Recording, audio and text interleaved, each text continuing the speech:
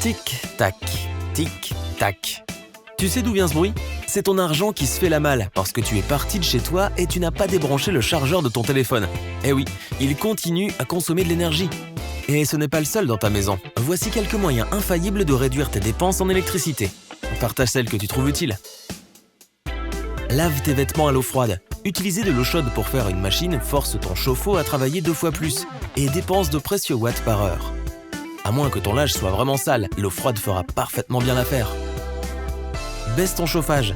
1 ou 2 degrés en moins sur ton thermostat ne feront pas une grosse différence pour toi, mais cela se reflètera largement sur ta facture d'électricité du mois suivant. Ou alors, si tu as un peu d'argent de côté, installe un thermostat intelligent. Il te permettra non seulement de contrôler la température, mais aussi les pièces que tu souhaites chauffer.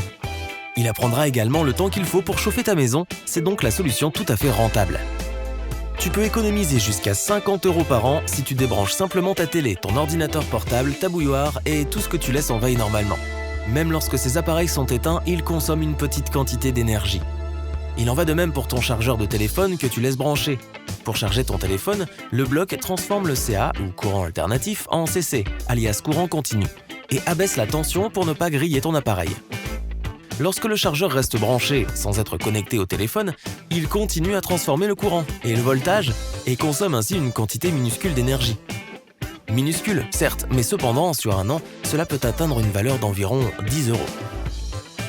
L'installation de prises contrôlées par smartphone t'aideront si tu as tendance à oublier de débrancher tes appareils. Ainsi, tu seras toujours sûr d'avoir tout éteint pour de bon. Vérifie que tous tes appareils sont en bon état. Même un réfrigérateur qui fonctionne bien consomme environ 50% de ta facture d'électricité. Autant dire qu'un réfrigérateur défectueux peut facilement devenir un gros problème pour tes finances. Ne lésine pas sur les appareils à faible consommation d'énergie. Ils sont peut-être plus chers au départ, mais ils te feront économiser des centaines d'euros sur les factures d'électricité au cours de leur durée de vie. Vérifie qu'il n'y a pas de courant d'air qui passe par les fenêtres et les portes. S'il y a une fuite d'air quelque part, ton thermostat ne va pas pouvoir faire un bon travail. Installe des coupes-froids ou sèche chaque ouverture pour bien garder la chaleur à l'intérieur de ta maison. Le chauffe-eau consomme également beaucoup d'énergie. Comme pour le thermostat, le fait de le baisser d'un cran peut te faire économiser quelques euros par mois. Porte des vêtements adaptés à chaque période de l'année. Si tu aimes te balader chez toi en sous-vêtements en plein hiver, tu auras probablement froid et tu auras tendance à monter le chauffage. Choisis plutôt des affaires chaudes pour ne pas avoir ce problème. Installe une isolation supplémentaire à ta maison. Elle gardera mieux la chaleur et tu auras moins besoin de monter le thermostat. Et tu sais désormais ce que cela signifie, n'est-ce pas ? Tu peux isoler davantage tes murs en plaçant stratégiquement des gros meubles, comme des étagères, tout le long. Vas-y mollo avec l'eau chaude. Par exemple, tu peux laver la vaisselle dans une bassine remplie d'eau au lieu de laisser couler le robinet en permanence. Installer une bonne pomme de douche réduira aussi la consommation d'eau. Au fait, sèche la vaisselle à l'air libre au lieu de le faire dans ton lave-vaisselle. Tu économiseras jusqu'à 50 € par an sur ta facture d'électricité. Si tu décongèles tes aliments surgelés, tels que la viande ou les légumes, avant de les faire cuire, tu économiseras du temps et de l'argent quand tu cuisineras. En ce qui concerne la cuisson, cuisiner et rôtir dans des ustensiles en verre sera beaucoup plus efficace. L'aluminium, qui est le deuxième meilleur choix, est plus lent lorsqu'il faut conduire la chaleur. Les gradateurs de puissance t'aideront à contrôler la quantité de lumière dans ta maison. Si tu n'as pas besoin d'un éclairage complet le soir, cet appareil te permettra de régler l'ambiance et d'économiser de l'énergie. Un air conditionné consomme beaucoup plus d'énergie comparé aux autres moyens pour contrôler la température, comme par exemple les ventilateurs en été ou le chauffage par le sol et les vêtements chauds en hiver. Si tu veux économiser le plus d'électricité possible, allume ton climatiseur vraiment qu'en cas de besoin. Tu peux également éteindre tout autre appareil pour réguler la température lorsque tu utilises ton air conditionné. Tu n'as pas besoin de faire fonctionner ton ventilateur en même temps que ton climatiseur. Si tu as un ventilateur de plafond, tu peux l'utiliser en même temps que la climatisation pour t'aider à diffuser l'air frais dans d'autres pièces. Réduis ta consommation d'électricité en regardant moins de télé. Invente-toi une vie. Désolé, je plaisante. Mais ce qui est certain, c'est qu'en réduisant le temps passé devant la télévision, tu réduiras aussi le montant de ta facture d'électricité. Un sèche-linge, c'est pratique, mais il consomme beaucoup d'énergie. Si tu laves tes vêtements le soir et les fais sécher pendant la nuit, tu obtiendras le même résultat sans avoir les mêmes coûts. Si tu ne peux pas t'en passer, mets au moins une serviette sèche avec chaque lot de vêtements mouillés. Cela réduira le temps de séchage en absorbant l'humidité et comme c'est une serviette, elle séchera assez rapidement. Avoir une lumière sur son Porsche est une énorme perte d'énergie. Installe une minuterie ou un détecteur de mouvement pour l'allumer juste en cas de besoin. Tes ampoules peuvent également être à l'origine d'une surconsommation. Les ampoules LED modernes à faible consommation d'énergie te coûteront plus cher à l'achat, certes, mais elles te feront économiser des tonnes d'argent à long terme. En plus, elles durent beaucoup plus longtemps. La plupart des entreprises de services publics ont des tarifs spéciaux en dehors des heures de pointe. Ce sont des tarifs qui sont plus bas si tu utilises des appareils électriques à un moment précis de la journée. Renseigne-toi sur les heures creuses de ton fournisseur d'électricité et fais fonctionner les appareils les plus gourmands en énergie pendant ces périodes.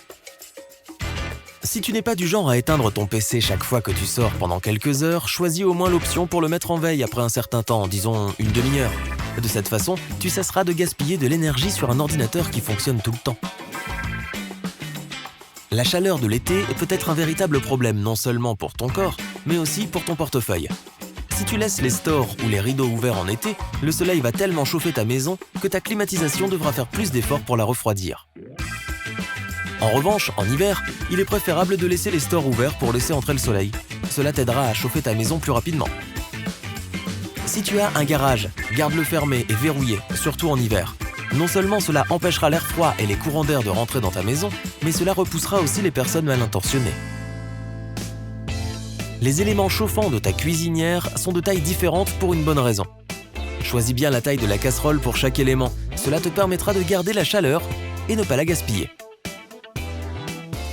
Si tu utilises une cuisinière électrique, tu sais qu'elle conserve la chaleur pendant un certain temps, même après que tu l'aies éteinte. Profite de cet avantage. Éteins la cuisinière 5 à 10 minutes avant que ton plat ne soit cuit et ton plat sera prêt de la même manière. Utilise un minuteur de cuisine pour savoir quand ton plat est cuit au lieu de cuisiner sans couvercle ou d'ouvrir le four pour vérifier comment va ton poulet rôti. Cela laisse partir la chaleur et augmente le temps de cuisson. D'ailleurs, plus il fait chaud à l'intérieur, plus ton réfrigérateur et ta climatisation devront faire des efforts. Ouvre tes fenêtres de temps en temps en hiver pour laisser entrer de l'air frais pendant que tu cuisines et essaie de cuisiner à des heures plus fraîches en été. Veille à ce que ton réfrigérateur soit bien entretenu. Dépoussière et aspire régulièrement les serpentins. Décongèle-le si tu ne disposes pas de la fonction anti-gel et choisis les températures recommandées sur le manuel d'utilisation. C'est l'un des appareils les plus coûteux de ta maison, alors utilise-le à bon escient. Avant de mettre tes plats dans le lave-vaisselle, gratte-les et rince-les toi-même. Cela réduira le temps et l'énergie nécessaires pour laver la vaisselle. Le lave-vaisselle consomme la même quantité d'eau et d'électricité quelle que soit la quantité ou le peu de vaisselle que tu mets dedans. Alors profite au maximum de l'espace. Moins de lavage signifie aussi moins d'énergie gaspillée. Nettoie les filtres de tous les appareils. Cela inclut ton aspirateur, ton système de ventilation, ta climatisation, ton lave-vaisselle, etc. Les appareils sales et encrassés sont beaucoup moins efficaces. Choisis des appareils qui répondent à tes besoins. Si tu vis seul, tu n'as pas besoin d'un énorme réfrigérateur, d'une machine à laver ou autre. Il existe des options compactes qui consomment moins d'énergie. Lorsque tu pars pour une longue période, éteins et débranche tout, y compris ton réfrigérateur. N'oublie pas de sortir toute la nourriture à l'avance et de t'en débarrasser d'une manière ou d'une autre. Les machines à laver à chargement frontal sont plus populaires pour une raison. Elles consomment moins d'énergie qu'une machine verticale. Les nouvelles technologies ne sont pas toujours meilleures. Certains appareils innovants peuvent suivre un habile plan marketing pour te faire acheter un appareil inutile et énergivore.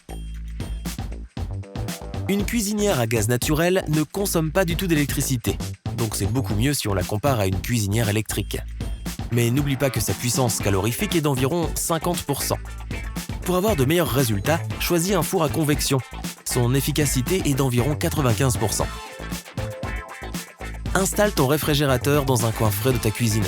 S'il reste à la lumière directe du soleil ou à côté d'une cuisinière, il travaillera plus et consommera plus d'énergie. Il en va de même pour un climatiseur. S'il est trop proche d'un appareil qui chauffe quand il fonctionne, il détectera cette chaleur et la prendra en compte pour calculer la température ambiante. Place stratégiquement ton éclairage dans ta maison. Les lampes LED peuvent être installées où tu le souhaites, alors ne gaspille pas d'énergie en les mettant là où tu sais que tu n'auras pas besoin de beaucoup de lumière. Si tu as l'occasion, remplace ton ordinateur de bureau par un ordinateur portable. Cela te permettra d'économiser une somme importante sur ta facture d'électricité.